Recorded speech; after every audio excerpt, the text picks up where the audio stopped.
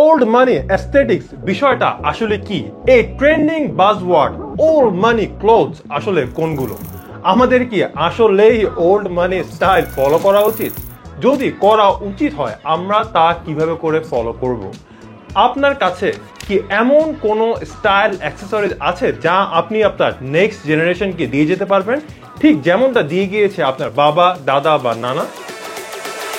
শুধুমাত্র 5% মানুষ এই ভিডিওটা সম্পূর্ণভাবে দেখবে এবং বুঝতে পারবে কিভাবে করে প্রপার ওয়েতে, পারফেক্ট ওয়েতে ওল্ড মানি আউটফিট ক্যারি করতে হয় এবং ক্রিয়েট করতে হয়। সোজা কথায়, ওল্ড মানি হলো এমন একটা স্টাইল যা কখনোই আউট অফ ট্রেন্ড হবে না, যা কখনোই আউট অফ ডেট হবে না। This is a timeless elegance. Old money aesthetics is an indicator of sophistication and wealth. যখন একটা মানুষ এই ধরনের টাইমলেস এলিগেন্স ক্যারি করে, তাদেরকে দেখতে আরো বেশি ট্রাস্টওয়ার্দি মনে হয়, আরো বেশি কনফিডেন্ট মনে হয়। So rule number 1 of old money aesthetics is quality over quantity. এই রুলটা খুবই ইম্পর্টেন্ট। কোয়ালিটি ছাড়া সস্তা 100 জিনিস কেনার থেকে কোয়ালিটিফুল 10টা জিনিস কেনা অনেক ভালো। 5,000 টাকা দিয়ে রোলেক্স, কার্টিয়ার বা প্যাটেক ফিলিপের মতো রেপ্লিকা কিনা থেকে ক্লাসিক কেসিও বা সেকো ঘড়ি কিনা অনেক বেশি বেটার বলে আমার মনে হয়। Because you are wearing something genuine and authentic and it carries a story. আপনি যদি ফেক কিছু পড়েন, তা সাবকনসিয়াস মাইন্ডে মানুষ স্পট করতে পারে এবং তারা বুঝে you are not genuine. So can you smell the 100%. rich and the fake rich? Yes, are actually rich. They're not concerned about impressing you. Wannabe wealth that goes to that same restaurant, dripped out in a designer label. আপনি definitely লোরেক্স, কার্টিয়ারের মতো লাখ টাকার ঘড়ি পরে টং দোকানে চা খেতে যাবেন না, বার্থডে দিতে যাবেন না। This is basics. তাই রেপ্লিকা প্যাটেক ফিলিপ বা কার্টিয়ার পরে আপনার আসলে বের হওয়া উচিত না বলে আমি মনে করি। এর চেয়ে বেটার আপনি একটা টাইমলেস কেসিও ওয়াচ কিনতে পারেন, যেটা আপনার জেনারেশন পর জেনারেশন পড়ে যেতে পারবে। আমি বলছি না আপনি কার্টিয়ার বা প্যাটেক ফিলিপ কিনেন না। যখন আপনার কাছে অরিজিনালটা কেনার মতো মানি আসবে, ওয়েলথ আসবে, তখন আপনি তা অবশ্যই কিনেন। এমন ধরনের লাক্সারি ওয়াচ হলো একটা ইনভেস্টমেন্ট যেটা আপনার কাছে সারা জীবন রয়ে যাবে। আপনাদেরকে বুঝতে হবে কোয়ালিটি মানে দামি না, কোয়ালিটি মানে এমন একটা প্রোডাক্ট যেটা ভ্যালু ফর মানি অ্যান্ড যেটা ক্লাসিক এবং যেটা টেস্ট অফ টাইমে টিকে থাকবে। একটা অ্যাপেল ওয়াচ মোটেও টাইমলেস না, কারণ কয়েকদিন পরে এটা নেক্সট জেনারেশনটা বের হবে। তবে আপনি চিন্তা করেন, উদাহরণস্বরূপ কেসিও 158W হলো এমন একটা ঘড়ি যেটা টাইমলেস এবং 50 ইয়ার্স ধরে এটা প্রুভ হয়ে আসছে যে this is one of the best watch and one of the classic watch, যেটা অনেক হলিউড মুভিজেও আমরা পড়তে দেখি। প্রায় সময় একটা জিনিস বুঝতে ভুল করি, ওল্ড মানি অর্থাৎ পুরানো না। ওল্ড মানি অর্থাৎ পুরানো না, ওল্ড মানি অর্থাৎ টাইমলেস। তাই আমি চাই আপনি আপনার বাবা বা দাদা বা নানার ওয়ার্ড্রোবে যান এবং চেক করে দেখেন তার কাছে এমন কি পুরনো জিনিস আছে যা হলো টাইমলেস অ্যান্ড স্টিল। ওনাদেরকে কোনো মতে পটিয়ে পাঠিয়ে যদি জিনিসটা আপনি হাত করতে পারেন, আমি 100% শিওর আপনার বাবার কাছে যে ঘড়িটা আছে সেটা উনি 10-20 বছর ধরে পড়ছে। তবে আপনার যে ফ্যান্সি যে ওয়াচগুলো আছে এগুলো প্রতি 1 বছর পর পর, ফ্যান্সি রেপ্লিকা যে ওয়াচটা আছে ওগুলো প্রতি 1 বছর পর পর ঠিক করাতে হয়। আমার কাছে মনে হয় আমাদের সবার বাবা, দাদা বা নানাদের কাছে এমন অনেক জিনিস আছে এবং তার টাইমলেস, এবং তারা প্রচুর টাইমলেস জিনিস পরতো এবং তারা আমাদের থেকে আরো অনেক বেশি এলিগেন্স ক্যারি করতো, যেটা আমরা মোটেও ক্যারি করতে পারছি না। আমাকে আপনারা অবশ্যই কমেন্ট করে জানাবেন আপনি আপনার বাবা, দাদা বা নানার কাছ থেকে কি নিয়েছেন। আমি জানি আপনি চান আপনার পছন্দের সেলিব্রিটিদের মতো ড্রেস পরতে। আমরা চাই আমাদেরকে বর্তমান ট্রেন্ডের সাথে রাখতে এবং ট্রেন্ডের সাথে মিলিয়ে জিনিসপত্র পড়তে এবং কিনতে। তবে কখনো কি ভেবে দেখেছেন এই জিনিসগুলোতে আপনি যে ইনভেস্ট করছেন এটা কি আসলে এই টেস্ট অফ টাইমে টিকে থাকতে পারবে কিনা? চিন্তা করে দেখেন, বিগত 50 বছর ধরে যে স্টাইল আছে সেই স্টাইলগুলো কিন্তু আরো 50 এবং 100 বছর থাকবে।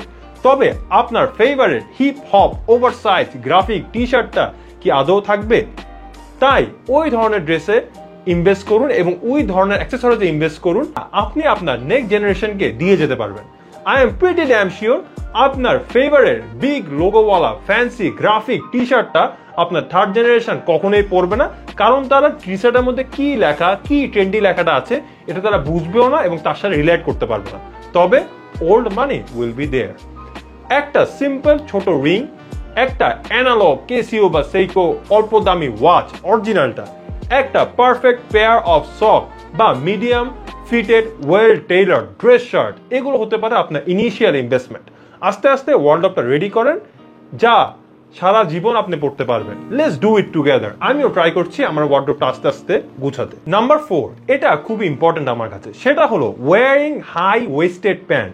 আপনার কাছে প্রায় সময় মনে হয় না কি রে, গডফাদার মুভিতে ভিটো কর্লিওনেকে কেন এত হ্যান্ডসাম দেখায়, কেন জেমস বন্ডকে এত বেশি এলিগেন্ট দেখায়, কেন পিকি ব্লাইন্ডার্সে টমাস শেলবি বা অর্থাৎ শেলবিকে এত বেশি ক্লাসি এবং এত বেশি এলিগেন্ট দেখায়? কারণ তারা হাই ওয়েস্টেড জিন্স বা হাই ওয়েস্টেড প্যান্টস পরে, যেটা আপনি কখনো খেয়ালই করেননি। হাই ওয়েস্টেড প্যান্ট আমাদের বডিকে একটা খুবই সুন্দর প্রপোর্শন দেয় এবং আমাদেরকে দেখতে অনেক সুন্দর লাগে, আমাদের লেগসগুলোকে একটা ওয়েল শেপ দেয়। এবং সবসময় মাথায় রাখবেন দি রুল অফ থার্ড, আপনি দাঁড়িয়ে একটা সুন্দর ছবি তুলবেন এবং আপনার বডিকে 3 ভাগে ভাগ করবেন। আপার পার্ট হবে আপনার ক্লোথ, টি শার্ট বা শার্ট, এবং লোয়ার 2 পার্ট হবে আপনার প্যান্টস। এভাবে করে ভাগ করে আপনি আপনার প্যান্টটা পরবেন এবং সিলেক্ট করবেন। টু বি ভেরি অনেস্ট, আপনি যদি হিপ হপ কালচার ফলো করেন, আমি বিলিভ করি এই ভিডিওটা আপনার জন্য না, তবে you can still watch it. আমি জানি না কি হচ্ছে, যত বেশি ইয়ার আগাচ্ছে 2024, 25, 26, মানুষের প্যান্ট তত বেশি নিচে নামছে। Let's move forward to number 5। Old money অ্যাস্থেটিক্সের খুবই গুরুত্বপূর্ণ একটা অংশ হলো সঠিক কালার প্যালেটের সাথে থাকা। আমি বলছি না আপনি এক্সপেরিমেন্ট করবেন না, তবে এক্সপেরিমেন্ট করবেন খুবই কেয়ারফুলি। আমার মতো মিডল ক্লাস ইউনিভার্সিটি আন্ডারগ্র্যাড স্টুডেন্টের জন্য আসলে এক্সপেরিমেন্ট করা অনেক tough, because it takes whole lot of money. এবং বাংলাদেশ হলো এমন একটা দেশ যেখানে সব কিছু পাওয়া যায় না, তাই আমি কষ্ট করে আমার উপর এক্সপেরিমেন্ট করবো, and I will tell you and I will give you the solution. আমি এখন আপনাদেরকে যে কালারগুলো বলবো আপনার নিচের বডি কালারের সাথে ম্যাচ করে আপনি চেষ্টা করবেন ওই কালারগুলো পরার। ওগুলো একটা ক্লাসে এবং একটা ভিন্টেজ ভাইব দেয়। Number 1, deep navy blue, black, charcoal, olive, beige, camel, grey, light blue, baby pink, white. আর উইন্টারের জন্য আপনি পড়তে পারেন মিউটেড গ্রিন বা বার্গেন্ডি। এই কালারগুলো কিন্তু খুবই ফ্ল্যাশিও না এবং খুব মিউটেডও না, এগুলো একটা খুবই ফ্রেন্ডলি কালার যেটা টাইমলেস এলিগেন্সের সাথে যায়। এবং আপনি যখন খুব হ্যান্ডসাম কোন মুভির অ্যাক্টরকে দেখবেন তখন আপনি বুঝতে পারবেন যে তারা এই ধরনের কালারগুলো অনেক বেশি পরে। নাম্বার 6-এ যে ভুলটা আমরা সবাই করি সেটা হলো not avoiding flashy logos and labels. Old money aesthetics achieve করার জন্য আমাদের সব সময় চেষ্টা করতে হবে কোনো বড় বিগ ব্র্যান্ড আছে এমন কোনো ক্লোথ না পরা এবং একটা সলিড কালার প্যালেটের সাথে স্টিক থাকা, যেটা আমাদেরকে একটা ক্লিন এবং ক্লিয়ার লুক দেয়। এবং যে লোগো থেকেও থাকে তা যাতে একদমই ছোট হয়, করালে অতিরিক্ত ফ্যান্সি কাজ বা এগুলো ইট লুকস রিয়েলি ব্যাড, কারণ এত লেখা আমাদের আউটফিটের মিনিমালিজমটা নষ্ট করে। নেক্সট ভিডিওতে আমরা কথা বলবো ওল্ড মানি অ্যাস্থেটিক্সে কোন ধরনের শুজ পরা উচিত। So stay with us.